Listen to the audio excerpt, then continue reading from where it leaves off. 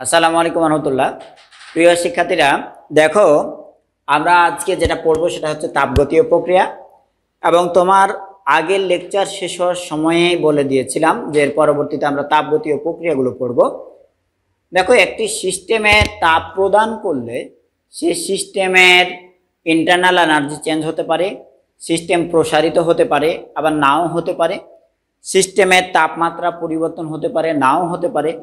এইসব বিষয়গুলোর ভিত্তিতে একটি সিস্টেমে এই জিনিসগুলোর অধ্যয়নের ভিত্তিতে তাপগতীয় প্রক্রিয়াকে চারটি ভাগে ভাগ করা যেতে পারে। এটা তোমাদের এইচএসসি পদার্থবিজ্ঞানে তাপগতিবিদ্যা অধ্যায়তে মূলত এইভাবেই ভাগটা করা আছে। কয়টা ভাগ? চারটি প্রক্রিয়া আলোচনা করা হয়। আরও একটি প্রক্রিয়ার ব্যাপারে স্টাডি করা যেতে পারে, তো হায়ার লেভেলে মূলত এটা আমরা করে থাকি। দেখো, এই তাপগতীয় প্রক্রিয়া চারটির একটি হচ্ছে সমষ্ণ প্রক্রিয়া। এটাই আমরা প্রথম পড়ব। সমষ্ণ প্রক্রিয়া। সমষ্ণ বলতে উষ্ণতা সমান মানে আইসোথার্মাল। আইসো মানে একই, তাহলে এটা হলো আইসোথার্মাল প্রসেস। হ্যাঁ, 2 নাম্বার হচ্ছে রুদ্ধতাপীয় প্রক্রিয়া। রুদ্ধ শব্দটার মানে আমরা জানি বন্ধ। যেমন রুদ্ধদ্বার বৈঠকের ব্যাপারে তোমাদের শোনার কথা, যে 2 দেশের রাষ্ট্রপতি অথবা প্রধানমন্ত্রী রুদ্ধদ্বার বৈঠকে বসেছেন, অর্থাৎ দরজা বন্ধ। এখানে তাহলে তাপের আদান প্রদান বন্ধ, তাপ শক্তি পরিবেশের সঙ্গে সিস্টেম লেনদেন করে না। এটাকে আমরা ইংরেজিতে জানি অ্যাডায়াবেটিক প্রসেস। তারপরে সিস্টেমে তুমি যতই তাপ প্রদান করো সিস্টেমের আয়তন বাড়তে দিবা না। ধরে নাও প্রেসার কুকার টাইপের, তাহলে এর আগে বলবো সম আয়তন। তাহলে সম আয়তন প্রক্রিয়াও হতে পারে, আয়তন চেঞ্জ করব না। আয়তনের আরেকটা ইংরেজি টার্ম হচ্ছে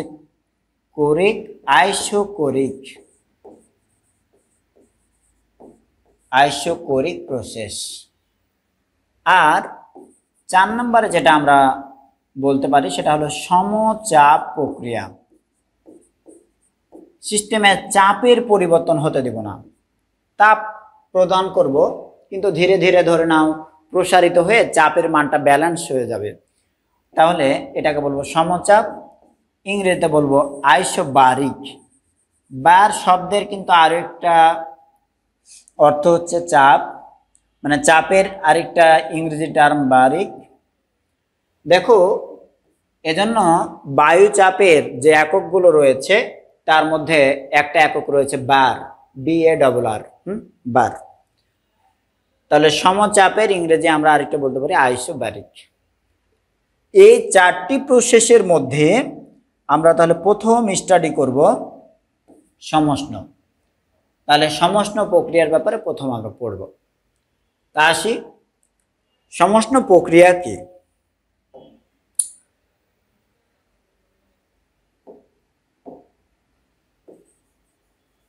সমষ্ণ প্রক্রিয়া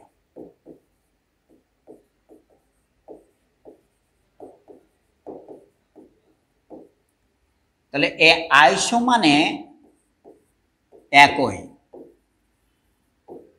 বা সম, ইংরেজিতে আমরা বলতে পারি সেম, অ্যালাইক, এরকম আর কি। ঠিক আছে, দুজনের চেহারা যদি একই রকম হয় দেখতে, তাহলে তুমি বলতে পারো আইসোফেস। ঠিক আছে, এই টাইপের। তাহলে আইসো মানে একই, আর থার্ম শব্দটার মানে আমরা জানি, থার্ম শব্দটার মানে হচ্ছে তাপমাত্রা। তাহলে একই তাপমাত্রা। ঠিক আছে, আইসোথার্ম মানে একই তাপমাত্রা। আবার সমষ্ণ, সমযোগ উষ্ণ। সমষ্ণ তো সম মানে তো একই, আর উষ্ণতা, যদি উষ্ণতার কথা বলো তাহলে উষ্ণতাকে আমরা তাপমাত্রা আর উষ্ণতা একই শব্দ। সাধারণত আমাদের বইগুলোতে তাপমাত্রা শব্দ দিয়েই ধরে নাও গাণিতিক প্রবলেম লেখা থাকে। আগের পুরনো কিছু বইগুলোতে উষ্ণতা লেখা থাকতো, যে উষ্ণতা 30 ডিগ্রি থেকে 60 ডিগ্রি। এখন কোথায় উষ্ণতা শব্দ ব্যবহার করে না, শুধুই তাপমাত্রা। বাট মাথায় রাখবা তাপমাত্রা আর উষ্ণতা একই কথা, তাই না? যে কোনো একটা জায়গাতে যে তাপীয় অবস্থা সেটার যে পরিমাণ সেটাই হলো উষ্ণতা। তাহলে এটা এমন একটা প্রক্রিয়া যেখানে তাপমাত্রা একই থাকবে। তাহলে টি ইজ ফিক্সড। সিস্টেমে যদি সর্বদা টি ফিক্সড হয় তাহলে টি এর মান নির্দিষ্ট হলে DT is equal to 0। That means তাপমাত্রা একই হলে বা নির্দিষ্ট হলে তার ডিফারেন্সিয়েশন বা পরিবর্তন কিরকম হবে? 0। আমরা জানি যেটা ধ্রুবক তার ডিফারেন্সিয়েশন 0। যেমন সি যদি সি ইজ কনস্ট্যান্ট, তখন তো সি এর ডিফারেন্সিয়েশন করলে তোমরা পেয়েছো যে সি এর ডিফারেন্সিয়েশন যদি করি ডিডিএক্স অফ সি, তখন কি পাই? 0। দ্যাট মিনস টি এর মান নির্দিষ্ট হলে ডেল্টা টি এর মান 0। তাপমাত্রা 0 বলেনি, তাপমাত্রা একটা থাকবে, কিন্তু এই প্রক্রিয়ার পুরো প্রক্রিয়া ঘটমান অবস্থায় ওই তাপমাত্রা একই থাকবে, তাপমাত্রাটা চেঞ্জ হবে না। তাপমাত্রা 0 নয়, তাপমাত্রার পরিবর্তন 0।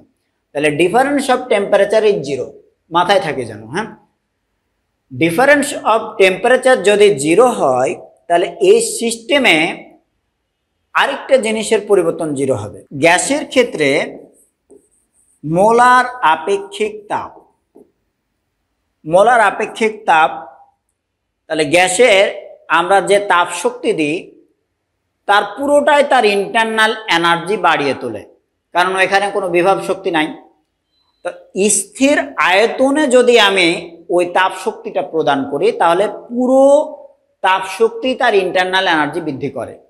তাহলে সেই ক্ষেত্রে তখন internal energy DU is equal to N C of V DT, অথবা এটাকে ক্ষুদ্র পরিবর্তন না বলে টোটাল ডিফারেন্সটাকে তুমি যদি বলো যে ইন্টারনাল এনার্জির টোটাল ডিফারেন্সটা হচ্ছে ডেল্টা ইউ, তাহলে N C of V into delta টি।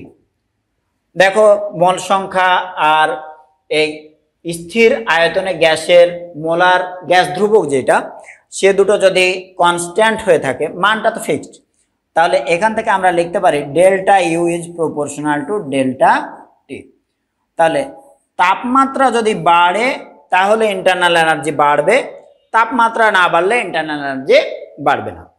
এই সূত্রটা কিন্তু মেয়ারের প্রকল্প, এটাকে বলা হয় মেয়ারের প্রকল্প।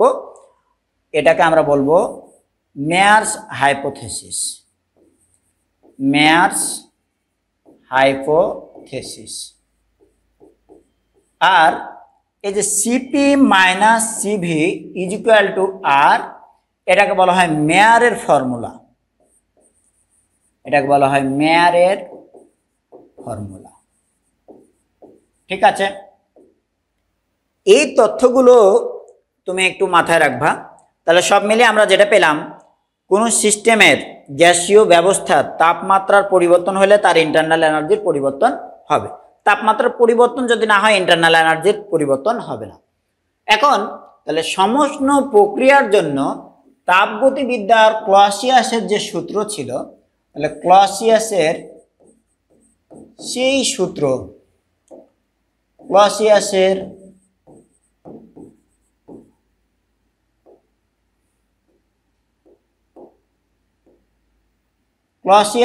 সূত্র, এই ক্লসিয়াসের সূত্রটা ছিল এরকম, delta Q is equal to delta U plus delta W. তাহলে এইখানে সমস্ত প্রক্রিয়ার ক্ষেত্রে তাপমাত্রার পরিবর্তন 0 হলে অভ্যন্তরীণ শক্তির পরিবর্তনও 0। That means delta U is equal to 0। Delta U 0 হলে delta Q is equal to delta W. তাহলে এইখান থেকে মিনিংটা হলো সমস্ত প্রক্রিয়ায় প্রদত্ত তাপশক্তির পুরোটাই কৃত কাজে পরিণত হবে। সমস্ত প্রক্রিয়ায় প্রদত্ত তাপশক্তির পুরোটাই কৃত কাজে রূপান্তরিত হবে। তাহলে সমস্ত প্রক্রিয়ায় কৃত কাজের মান যদি হিসাব করো তাহলে যতটুকু তাপশক্তি প্রদান করেছো ঠিক ততটুকুই। তাহলে সমস্ত প্রক্রিয়ায় যদি একটা গাণিতিক প্রবলেম এভাবে উল্লেখ করে যে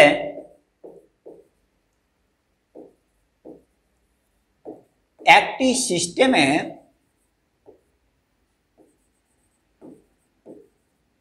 সমস্ত প্রক্রিয়ায়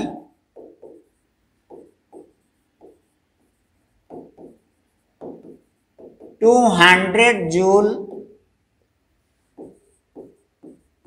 তাপ প্রদান করলে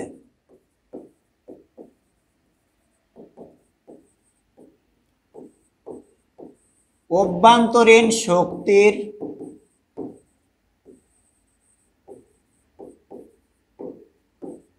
পরিবর্তন ও কৃত কাজের মান কত হবে? কৃত কাজের মান কত হবে? ধরো আমি যদি এটা এমসিকিউ হিসেবে দেই, তাহলে এমসিকিউ হিসেবে যদি দেই তাহলে অপশন এতে দিলাম 100 জুল 100 জুল, অপশন বিতে দিলাম 200 জুল আর 0 জুল, অপশন সিতে দিলাম 0 জুল আর 200 জুল। এই আমি এটা একটা এমসিকিউ দিতেই পারি, হ্যাঁ, তোমার কনসেপ্ট ক্লিয়ার কিনা সেটা তো যাচাই করতে চাইব। কোনটা ঠিক হবে? দেখো সমস্ত প্রক্রিয়া যখনই বলে দিয়েছে, সমস্ত প্রক্রিয়া যখনই বলেছে তখন উষ্ণতার পরিবর্তন শূন্য, অর্থাৎ অভ্যন্তরীণ শক্তির পরিবর্তনও হচ্ছে শূন্য। দ্যাট মিনস এটা যদি 0 হয় তাহলে অভ্যন্তরীণ শক্তিকে আগে প্লেস করেছি, কোথায় 0 খুঁজো, তাহলে এইটা 0 দিয়েছি, তাহলে এটা 0। আর কৃত কাজের মান কত? আমরা জানি সমস্ত প্রক্রিয়ায় সিস্টেমে যতটুকু তাপ শক্তি প্রদান করব ঠিক ততটুকুই কাজ হবে। তাহলে কৃত কাজের মান হচ্ছে 200 জুল। আমি যেহেতু সিস্টেমে দিয়েছি 200 জুল তাপ, তাহলে সিস্টেম কাজ করে দেবে আমাকে 200 জুল। ঠিক আছে, তাহলে এই অপশনটা রাইট। এ হচ্ছে সহজ কনসেপ্ট। এখন জিনিসটার একদমই প্রাথমিক ধারণা সহজ, এবার এখান থেকে আমরা ধীরে ধীরে আরো গভীরে কিছু জিনিস জানব। দেখো তারপরের টপিকটা হচ্ছে উদাহরণ। আদৌ বাস্তবে এইরকম, তারপরের টপিকটা হচ্ছে শর্ত। সমস্ত প্রক্রিয়ার জন্য শর্ত। তাহলে আমরা একটু শর্তে যাই।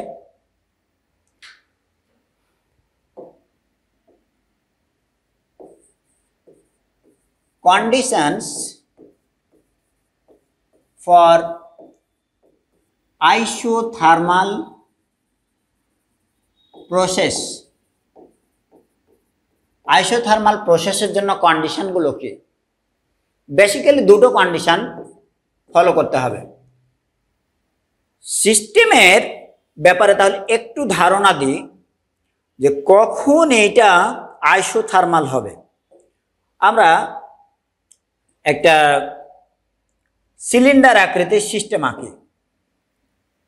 ধরো সিলিন্ডার আকৃতির একটা সিস্টেম আঁকি।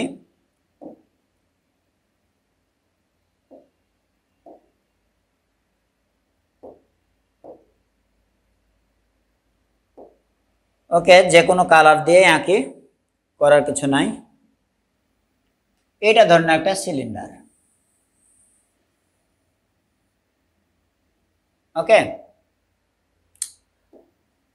এই সিলিন্ডারের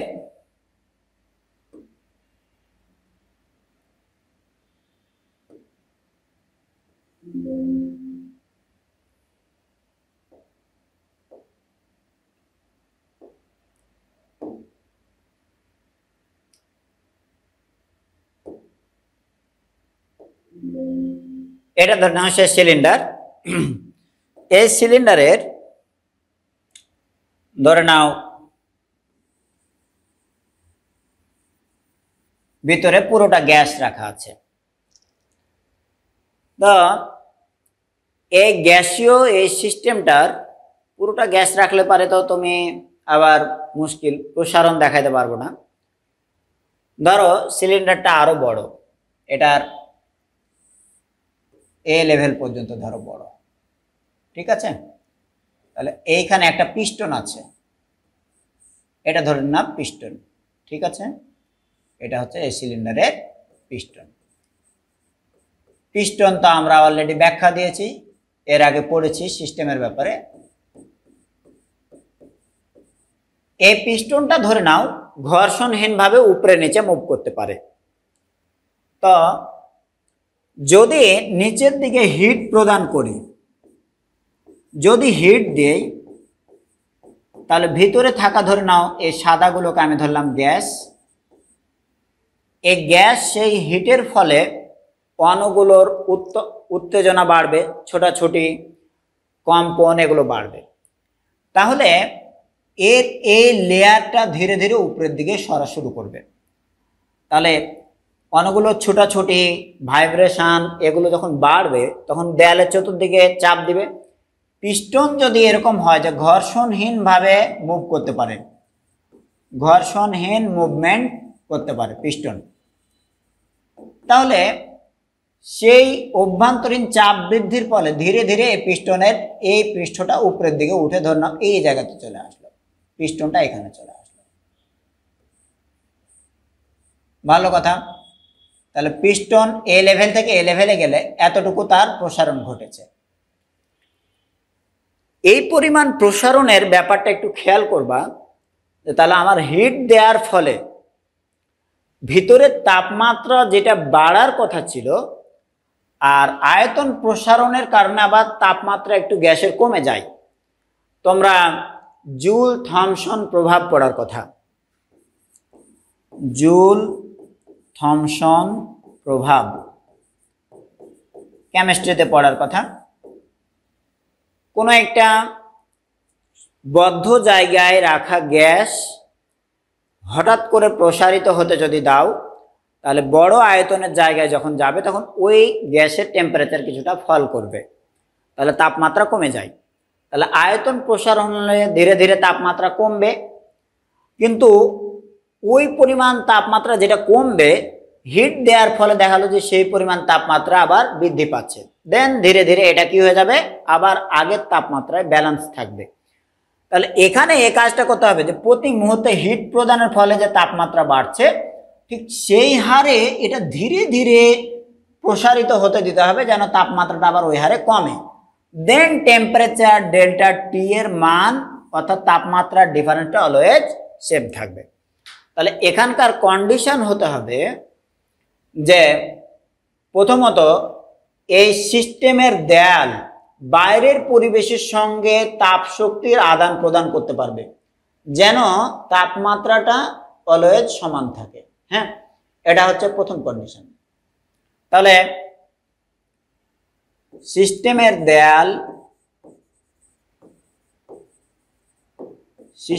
দেয়াল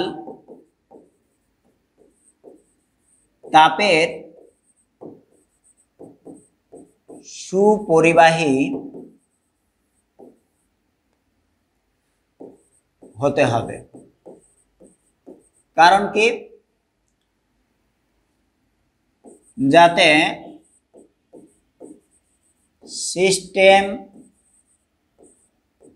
ও পরিবেশ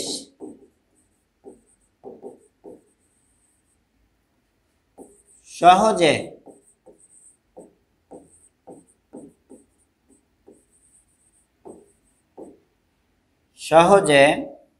এটা সহজে লিখেছি, হ্যাঁ, সহজে, আবার সহজে বুঝতে না পারলে তো মুশকিল। সহজে তাপ শক্তি বিনিময় করতে পারে।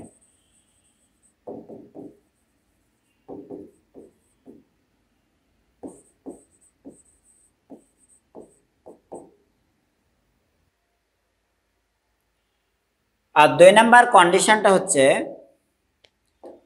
দুই নাম্বার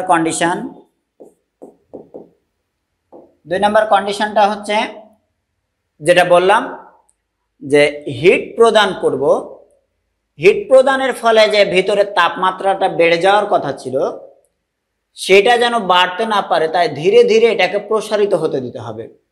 প্রসারিত হতে থাকলে প্রসারণজনিত আবার তাপমাত্রা হ্রাস পাবে। তাহলে তাপ শক্তি প্রদানের সময়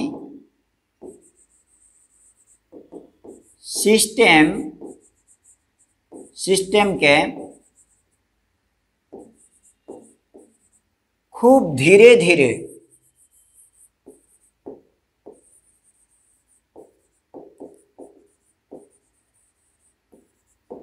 প্রসারিত হতে দিতে হবে।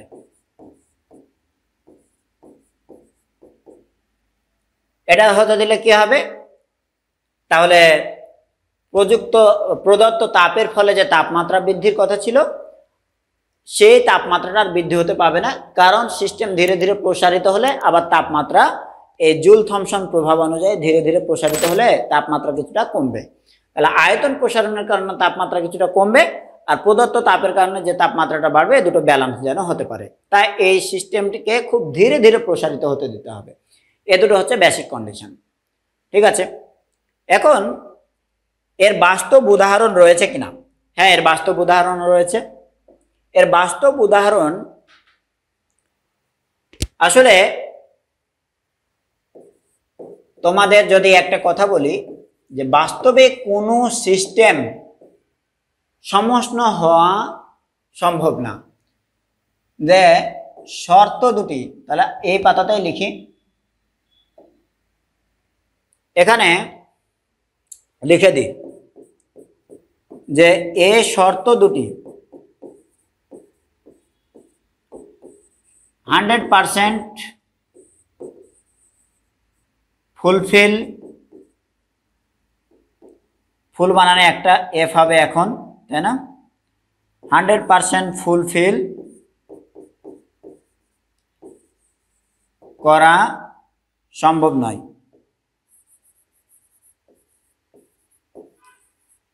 কেন সম্ভব নয়? দেখো, এমন কোনো টাইপের দেয়াল বানাতে পারবা কোনো সিস্টেমের যেটা হচ্ছে একদমই ফুললি কন্ডাক্টর, পরিবেশের সঙ্গে পুরোপুরি তাপ শক্তির আদান প্রদান করতে পারে, তাহলে এটাকে কিন্তু লাগবে ফুললি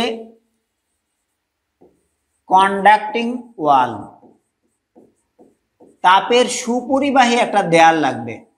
কিন্তু যদি কোনো একটা দেয়াল ইউজ করো তাহলে পুরোটাই তো তাপ সুপরিবাহী হবে না, যে ওর ভিতরের যে তাপ শক্তি মানে বাইরে থেকে দিচ্ছ তার পুরোটাই কাজে লাগছে এবং এক্সট্রা যে তাপটা তৈরি হচ্ছে তার পুরোটাই আবার বাইরে চলে যাচ্ছে, এরকম কোনো সিস্টেম পাবা না। 2 নাম্বার হলো যে এরকম ভাবে ব্যালেন্স করে যে পরিমাণ তাপমাত্রা বাড়বে সে হারেই সেটা একদম প্রসারিত হয়ে তাপমাত্রা কমবে, এটা ব্যালেন্স করা খুব কঠিন। এজন্য কোনো সিস্টেম শতভাগ বা আদর্শ সমষ্ণ হওয়া সম্ভব না। তাহলে এই কোনো সিস্টেম বাস্তবে এরকম শতভাগ বা আদর্শ সমষ্ণ পাওয়া সম্ভব না। দেখো, তাহলে আমরা উদাহরণ হিসেবে কি দেখতে পারি? তাপ শক্তি দিব কিন্তু তাপমাত্রা বাড়বে না, তাহলে আমার ডেল্টা কিউ একটা জায়গাতে রয়েছে দিচ্ছি, বা ডেল্টা টি এর মান 0। হ্যাঁ, এটা দুইটা ক্ষেত্রে হয়। এক হলো বরফ গলনের সময়ে, বরফ গলনের ক্ষেত্রে 0 ডিগ্রি সেলসিয়াস তাপমাত্রার আইস, 0 ডিগ্রি সেলসিয়াস তাপমাত্রার আইস 0 ডিগ্রি সেলসিয়াস তাপমাত্রার ওয়াটার হলো। এ নিয়ে গাণিতিক প্রবলেম অলরেডি অনেকগুলো করেছি। এই সময়ে আমার কিন্তু সিস্টেমকে তাপ দেয়া লাগে এবং আমরা জানি 0 ডিগ্রি সেলসিয়াসের 1 কেজি আইসকে 0 ডিগ্রি সেলসিয়াসের 1 কেজি ওয়াটার বানাতে, 1 কেজি ওয়াটার বানাতে এখানে যে হিট দেয়া লাগে সেটা হলো 36000 জুল, 3,36,000 জুল। এটাকে আমরা কি বলে? ল্যাটেন্ট হিট, সুপ্ত তাপ। Joule per KG. পার কেলভিনের গল্প নাই, কারণ তাপমাত্রা বাড়ে নাই, 0 থেকে কতটাই আছে? 0তেই। ওকে, তাহলে 0 ডিগ্রি সেলসিয়াস তাপমাত্রার 1 কেজি আইস 0 ডিগ্রির ওয়াটার হলো। তাহলে তাপ শক্তি দিয়েছে কিন্তু তাপমাত্রা বাড়ে নাই। ডেল্টা টি 0, কিন্তু ডেল্টা কিউ 0 না। 1 কেজির জন্য 3,36,000 জুল দিয়েছে। তাহলে এইটা একটা সমষ্ণ প্রক্রিয়ার উদাহরণ। এবং সমষ্ণ প্রক্রিয়াকে রিভার্স করা যায়। তুমি যে তাপ শক্তি দিয়ে পানি বানিয়েছো, সে তাপ শক্তি আবার ওই 1 কেজি ওয়াটার থেকে যদি বের করে নাও ভাই, ফ্রিজে রেখে ওই পরিমাণ তাপ শক্তি বের করতে দিলা ফ্রিজে, তাহলে এই ওয়াটার এবার আবার দেখা হলো এই 1 কেজির বরফ হয়ে যাবে, ঠিক এতটুকু তাপ শক্তি বের করলে। তাহলে this is example of isothermal process. Okay, ঠিক আছে। অ্যান্ড অ্যানাদার ওয়ান ইজ, এটা বরফ গলনের ক্ষেত্রে, আরেকটা হলো পানি বাষ্পায়নের ক্ষেত্রে। অর্থাৎ যে জায়গাতে তাপ শক্তি দিলে তাপমাত্রা বাড়বে না, সেই জায়গাটাই হচ্ছে সমষ্ণ প্রক্রিয়ার উদাহরণ, পানি বাষ্পায়নের ক্ষেত্রে। আমরা জানি 100 ডিগ্রি সেলসিয়াস তাপমাত্রার ধরো ওয়াটার, যদি এটা 1 কেজি অ্যামাউন্টের হয়, তাকে তাপ প্রদান করে আমরা 100 ডিগ্রি সেলসিয়াস তাপমাত্রার বাষ্প বানাতে পারি। ঠিক আছে, 100 ডিগ্রি সেলসিয়াস তাপমাত্রার ভ্যাপর,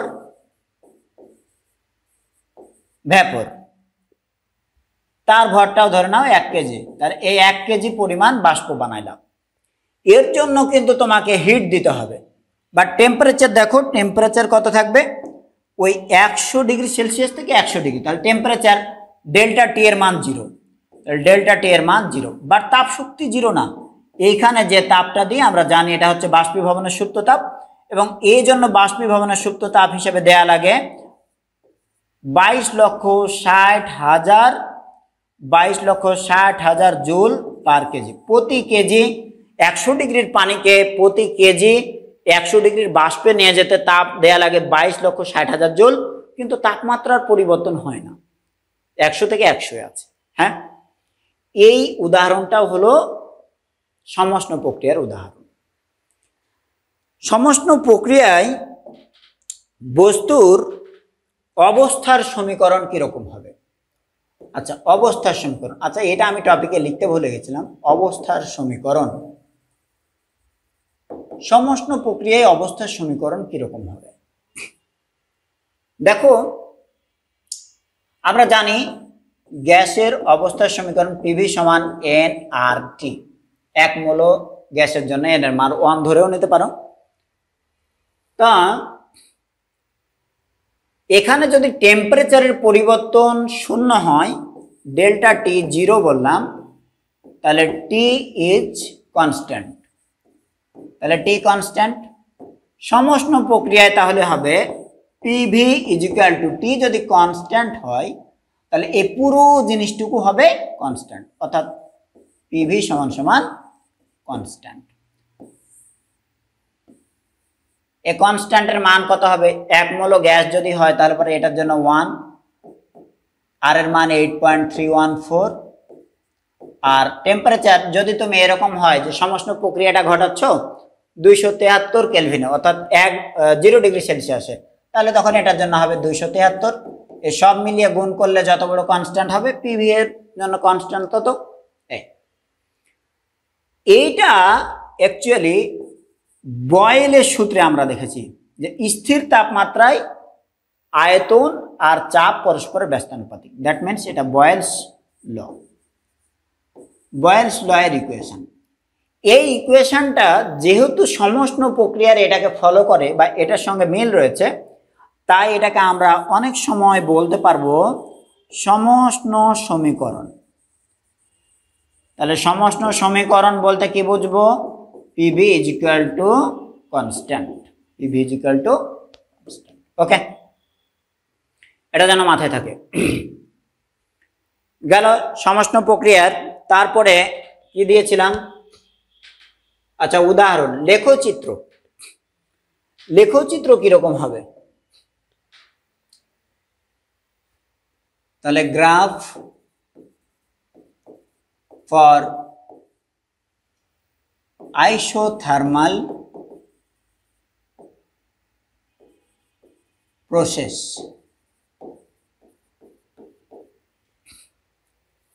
দেখো পিভি সমান সমান কনস্ট্যান্ট।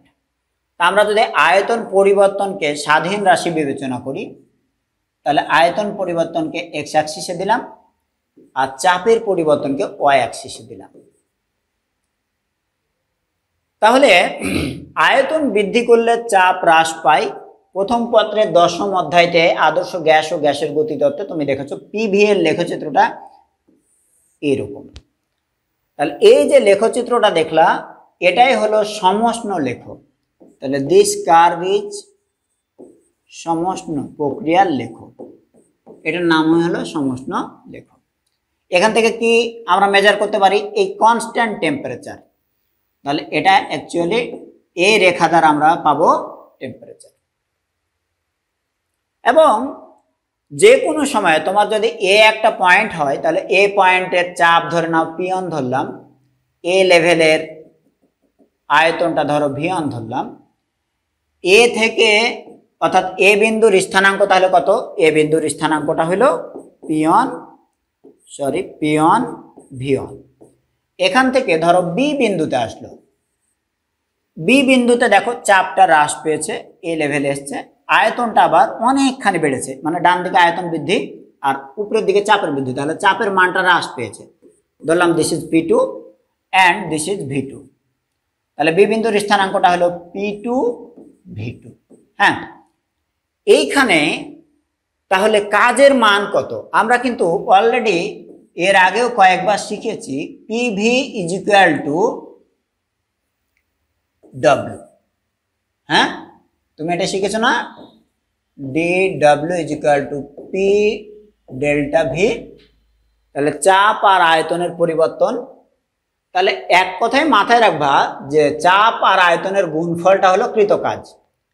তাহলে এখানকার কৃত কাজের মান কত হবে? এখানকার কৃত কাজের মান হবে, যদি এই কৃত কাজকে তুমি ধরো কোনো একটা কিছুর ক্ষেত্রফল ধরলে, চাপ একটা দৈর্ঘ্য, ভি একটা দৈর্ঘ্য, তাহলে এই ক্ষেত্রফল সমান সমান কিন্তু দুটো দৈর্ঘ্যের গুণফল। ঠিক তেমনি লেখচিত্র থেকে যদি কৃত কাজ বের করতে চাও, তাহলে একটা দৈর্ঘ্য বরাবর আছে, একটা ধরো প্রস্থ বরাবর, তাহলে এই দৈর্ঘ্যর পার্থক্য আর প্রস্থের পার্থক্য, এর দুটোর গুণফলটাই হবে কৃত কাজের সমান। দ্যাট মিনস এই ক্ষেত্রফলটুকু পিভি কার্ভের নিচে যতটুকু ক্ষেত্রফল দখল করবে ততটুকুই কৃত কাজ। তাহলে ওয়ার্ক ডান যদি হিসাব করতে চাও, তাহলে এই ক্ষেত্রফলটুকুই হবে ওয়ার্ক ডান। এই নিয়ে মনে করছো যে আমি এই অল্প কথাতেই সেরে দিলাম? না, লেখচিত্র থেকে কৃত কাজ হিসাব করার অনেক লেকচার আমি দেখিয়ে থাকি এবং তোমাদেরও অনেকগুলো আপলোড লেকচারও দিব। অফলাইনে যেরকম দেখাই অনলাইনেও তোমাদের দিব ইনশাআল্লাহ। অ্যান্ড দেন তারপরে তুমি যদি বলো, তাহলে লেখর আরেকটা ধরন দেখাই। ধরো এই লেখটি, এটা কিরকম? এদিকে ভি আর এইদিকে পি। ধরো এটা এইটা এইটা তিনটা লেখচিত্র দিয়েছে। এটার টেম্পারেচার ধরো T1 লিখলাম, এটা T2, এটা T3। কোন টেম্পারেচারটা বেশি হবে? শুধু মাথায় রাখবা যে আমরা এখানে শিখেছি পিভি সমান সমান কনস্ট্যান্ট, মানে এন আর টি। এটা যদি কনস্ট্যান্টও হয়, তাও মাথায় রাখবা যে এই কনস্ট্যান্ট মানটাও যদি চাপ বড় হয়, আয়তন বড় হয়, তাহলে পারে টেম্পারেচার এই কনস্ট্যান্ট ভ্যালুটা হবে বড়। তাহলে এখানে খেয়াল করো, এই জায়গাতে যদি আমি তিনটা পয়েন্ট বিবেচনা করি, একই সোজাতে আমি একই রেখা বরাবর তিনটা পয়েন্ট বিবেচনা করলাম। ধরো এ বরাবর আর এই বরাবর। এইখানে চাপ আর আয়তনের গুণের ভ্যালুটা যত হবে এইখানে কিন্তু তার চেয়ে বড় হবে, এইখানে কিন্তু তার চেয়ে বড় হবে, কারণ আয়তন একই হলেও চাপের মান বড়। তাহলে পর এই দুটোর গুণফলটা সব মিলে এই জায়গাতে সবচেয়ে বড়। That means a T3 is greater than T2 আর T2 is greater than T1। কেউ যদি এই কথা একবার বুঝে থাকো তাহলে পরে সে এটা নিয়ে আর কোনোদিন ঝুঁকিতে পড়বে না। আর কেউ যদি না বুঝে থাকো আরেকবার বলি, আরে ভাই এটা কনস্ট্যান্ট টেম্পারেচারের লেখো, কিন্তু একসঙ্গে যদি তিনটা দিয়ে বলে কোনটা বড় টেম্পারেচার, তাহলে মাথায় রাখবা পি এর আর ভি এর গুণ করলে তো ডান দিকে টেম্পারেচার। তো যতই কনস্ট্যান্ট লেভেলের হোক, যদি পি এর মান বড় হয় ভি এর মান বড় হয় তাহলে এই কনস্ট্যান্ট টি এর মানটাও বড়। তো উপরের এই লেখর ক্ষেত্রে দেখছি যে এখানে একই আয়তন বরাবর যদি আমি হিসাব করি তাহলে এটা চাপটা কিন্তু উপরে আছে এই বরাবর। এটাকে আমি যদি P3 ধরি, এটা P2, এটা হচ্ছে P1, তাহলে P1 এর চেয়ে P2 বড়, তার চেয়ে P3 বড়, তাহলে পরে বড় চাপ আর ওই আয়তনতে গুণ করলে এই টেম্পারেচারটাও বড় হবে। ব্যাস, এভাবে তুমি মাথায় রাখলে জানা। আর একটা রয়েছে সমষ্ণ প্রক্রিয়ায় কৃত কাজ, হ্যাঁ কৃত কাজ পরিমাপ। তাহলে আমরা সমষ্ণ প্রক্রিয়ায় কৃত কাজ হিসাব করি।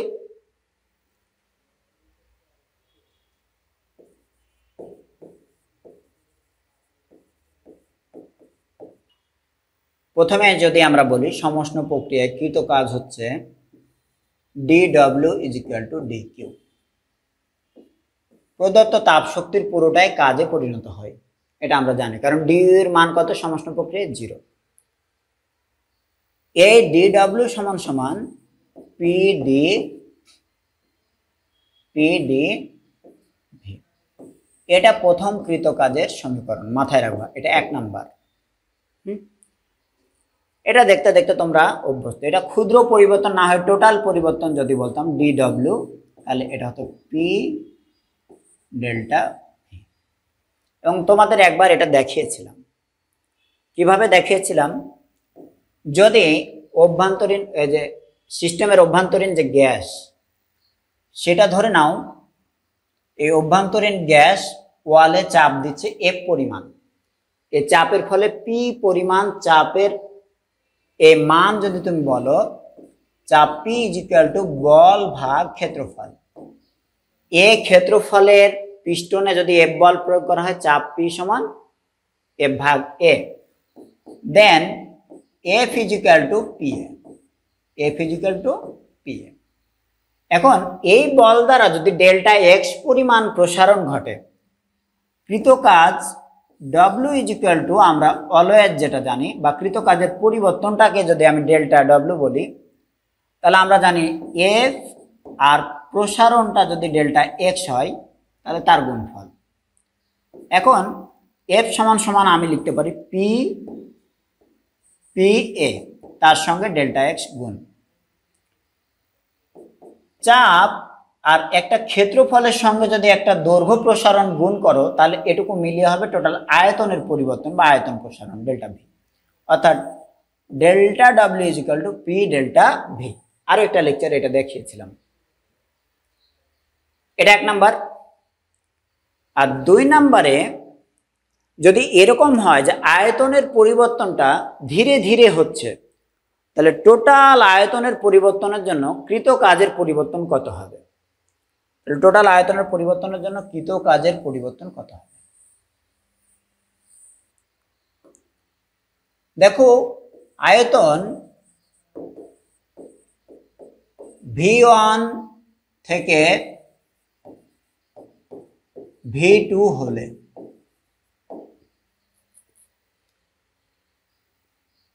টোটাল কৃতকাজ W সমান হবে ওই ক্ষুদ্র ক্ষুদ্র কৃতকাজগুলোর ইন্টিগ্রেশন V1 লেভেল থেকে V2 লেভেল। এটা কিন্তু কেন এটা বলবো না, কারণ তুমি ফার্স্ট পার্ট শিখে এসছো, ওইখানে ইন্টিগ্রেশন কখন করে পুরো একটা অ্যামাউন্ট বের করার জন্য এই ক্ষুদ্র ক্ষুদ্র জিনিসগুলো ইন্টিগ্রেশন কেন করে এগুলো জেনে এসছো। এখন বারবার তোমাকে নিশ্চয়ই শেখালে তোমার নিজেরই টাইম ওয়েস্ট হবে, কেউ কেউ বিরক্ত বোধ করবা। তাহলে ক্ষুদ্র ক্ষুদ্র প্রসারণের জন্য যে কাজ সে কাজটাকে যদি ডিডব্লিউ বলি তাহলে ওই ক্ষুদ্র কাজগুলোর পুরোটা ইন্টিগ্রেশন করতে হবে V1 থেকে V2 আয়তন, যতটুকু বড় আয়তন পরিবর্তন করছে এই পরিবর্তনের জন্য। তো এই ডিডব্লিউ সমান অলরেডি আমরা শিখেছি পি ডিভি, তার আমরা ইন্টিগ্রেশন করব V1 থেকে V2, তো লোয়ার লিমিট V1 আপার লিমিট V2। এখানে যদি শুধু আয়তন পরিবর্তনের কারণে আমরা কাজ হিসাব করি তাহলে চাপকে বের করে নিতে পারি, অথবা চাপের হিসাবে আছে পিভি ইজ ইকুয়াল টু ধরো NRT, তাহলে সমষ্ণ প্রক্রিয়ায় টি ফিক্সড, অতএব একে কাজে লাগিয়ে আমরা কাজটা করতে পারি। তাহলে পি ইজ ইকুয়াল টু যেটা লিখতে পারি, পি ইজ ইকুয়াল টু হচ্ছে NRT ডিভাইডেড বাই ভি। তাহলে এই জায়গাতে আসতে পারে পি এর জায়গায় বসাতে পারি NRT ডিভাইডেড বাই ভি, আর এখানে ডিভি, V1 লেভেল থেকে V2 লেভেল পর্যন্ত। খেয়াল করো যে মূল সংখ্যা ফিক্সড, আর এর মান ফিক্সড, সমষ্ণ প্রক্রিয়ার টেম্পারেচার স্থির, এই তিনটার তাহলে পরিবর্তন নাই, তাদের ইন্টিগ্রেশন করারও কোনো সুযোগ নাই, তারা বের হয়ে আসবে। তাহলে 1/v অফ ডিভি তার ইন্টিগ্রেশন করব, তাহলে 1/v এর ইন্টিগ্রেশন করলে পাবো ln v। তাহলে NRT যদি বাইরে নিয়ে চলে আসি, তাহলে NRT যদি বাইরে নিয়ে আসি, তাহলে খেয়াল করে দেখো NRT বাইরে আনলে 1/v এর ইন্টিগ্রেশন করলে হবে ln v, আর লিমিট হলো V1 থেকে V2। তাহলে লিমিট যদি বসায় ln V2 minus ln V1, এবং ln এর বিয়োগ মানে হলো আমরা ভাগ আকারে লিখতে পারি, তাহলে NRT ln V2 ভাগ V1। এখন সবসময় তোমার আয়তন প্রসারণ হবে তা তো না, সংকোচন হতে পারে। তুমি সংকোচন আর প্রসারণের সময় যেন ভুল না হয় তাই চাইলে এটাকে ভি ইনিশিয়াল, এটারে ভি ফাইনাল লিখতে পারো। তাহলে আমরা এটাও লিখতে পারি যে W is equal to NRT ln, নিচে দিলাম ভি ইনিশিয়াল আর উপরে দিলাম ভি ফাইনাল, ভি ইনিশিয়াল আর উপরে দিলাম ভি ফাইনাল। তাহলে আরো একটা সূত্র হলো W is equal to NRT ln V initial আর উপরে দিলাম ভি ফাইনাল। ওকে,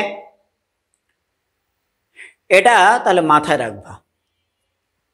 তুমি আবার যেহেতু সমষ্ণ প্রক্রিয়া জানো পিভি সমান সমান ধ্রুবক, তাহলে P1 V1 সমান সমান P2 V2, এটাও তাহলে হবে। যেহেতু এ দুবার যদি এরকম হয় যে আয়তন আমি একাধিকবার চেঞ্জ করছি, আয়তন বাড়াচ্ছি, তাহলে চাপ কমবে, আবার আয়তন যদি কমায় তাহলে চাপ বাড়বে। এক কথায় এই একাধিক ক্ষেত্রে তুমি আয়তন আর চাপের গুণফল সবসময় ধ্রুবক, P1 V1 is equal two P2 V2। এইখান থেকে আমি দেখতে পাচ্ছি যদি V2 ভাগ V1 লিখি, V2 ভাগ V1 লিখি, তাহলে হবে V2 ভাগ V1, তাহলে P1 ভাগ P2 হবে। অর্থাৎ এটা হচ্ছে উল্টো টাইপের। তাহলে চাপ দিয়ে যদি এটা কোনোদিন লেখার দরকার পড়ে, তাহলে চাপ দিয়ে গাণিতিক প্রবলেমটা আসলে হবে NRT ln, এখানে তার রিভার্সে যাবে, এখানে হবে P ফাইনাল আর উপরে যাবে P ইনিশিয়াল। আরেকবার মাথায় রাখবা, চাপ V2 এর জন্য দেখো চাপ P2 নিচে, আর আয়তন V1 এর জন্য চাপ P1 উপরে, তার মানে উল্টো, ঠিক তার উল্টো করে দিবা। V ইনিশিয়াল থেকে V ফাইনাল ছিল, আর এটা যাবে P ফাইনাল থেকে P ইনিশিয়াল। ওকে, এইগুলো হলো সমষ্ণ প্রক্রিয়ায় কৃত কাজের সমীকরণ। এগুলো আমরা লেখচিত্রের মাধ্যমে বা অন্য যে কোনো জায়গা থেকে যখন কৃত কাজ হিসাব করব বা এমনি বর্ণনা থেকে, তখন এই সমীকরণ তিনটা ইউজ করব। তো বেস্ট অফ লাক। এই একটা ছোট্ট টপিকের উপরে অনেক লম্বা একটা ক্লাস হয়ে গেছে। সবাইকে একটু ধৈর্য ধরে দেখবা, তাহলে অনেক কিছু শিখবা, এবং গাণিতিক প্রবলেমগুলো অন্য কারো একটু আটকে গেলেও তোমার কখনো আটকাবে না।